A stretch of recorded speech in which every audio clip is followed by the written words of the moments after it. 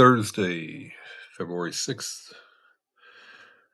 went down to Gulfstream Park, get away from the nasty winter weather up in New York, which uh, turned out to probably not be the right move, but we'll get into that in a moment. My picks from yesterday's video in the fifth race at Gulfstream. My top pick, number 4, Activist Investing, uh, ran a good solid race and finished second, beaten less than a length at 3-1, which I thought was a great price for this particular horse. My second choice, number 8, Royal Majesty, as you see, ran poorly. Only managed to pass a couple horses in the stretch and finish sixth as a co-favorite at 2-1. So, put my $8 to win on Activist Investing, and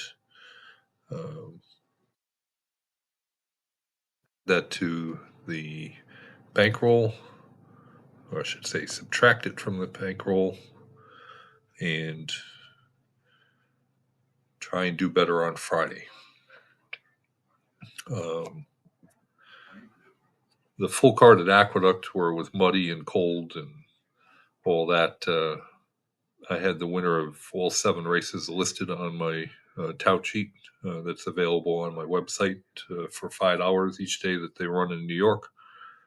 My top pick won the first race at $4.10. My top pick won race 2 at $11. My third choice ran second for $27 exact. The cold early double was $15.30. Then my third choice ran won race number 3 at $27. My 3 picks made up the trifecta, which paid $64.50 for 50 cents. My third choice won race 4 at $5.40. My second choice won race 5 at $4.10. The early pick 5 was $1,441. Race 6, my third choice won, paid $9.30. And my third choice won race 7, paying $14.60. The late double, which I actually cashed, paid $38.75. So I also cashed that nice $64 trifecta back in race 3. So, yeah, I still make some other wagers outside of the one play per day. I invite you all to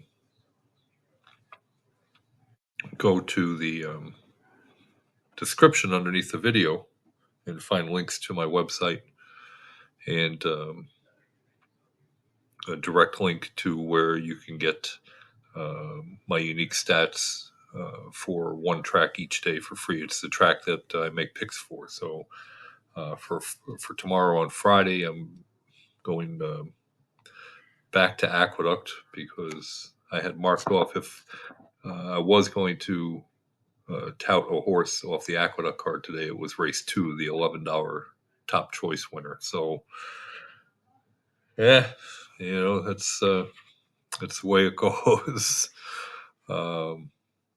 But I thought there was a small chance too that they might cancel with the bad weather at Aqueduct. But they ran, and tomorrow at Aqueduct we go to race 7, and my top pick being number 2, Fanatical, and my second choice being number 6, Grand Commander. Fanatical, 3-year-old maiden colt, is a maiden special weight race going 6.5 furlongs for 3-year-olds. And Fanatical, this 3-year-old maiden colt, ran once before, and that was at the fairgrounds December 26th. Stalked to the early pace and finished third, but beaten 8.5 lengths. But the time of the race was very quick, 109.4. I also like how this colt came back with a very nice breezing work just 2 weeks after that effort. And so had a couple more breezing works since to lead up to this race. Looking at the sire stats for Fanatical by Nyquist, who's had 53 previous winners of this type of race over the last 3 years. 13% coming at the 6.5 to 7.5 furlong distance category, which is just slightly below the average of 15%. 72% of those 53 winners came when the purse is greater than $50,000. And the all important layoff figure is 153, or 53% above average for getting those maiden winners on 37 to 60 days rest. So we go over to the broodmare sire and see Malibu Moon as the broodmare sire. It's had 103 previous winners of this type of race, these young maidens on dirt, and 12% at the distance is a passing grade for sure. 50% with a purse greater than $50,000, and the layoff figure 104, almost exactly average for getting winners on 37 to 60 days rest. And we go over to the trainer. It's William Walden. My database has him having 10 winners of this type of race over the last 3 years, and 30% at the 6.5 to 7.5 furlongs, 50% of them with a purse greater than $50,000, and the layoff figure 144, or 44% above average for the 37 to 60 day category. So once again, top pick number 2, Fanatical, in race 7 at Aqueduct. And my second choice would be number 6, Grand Commander.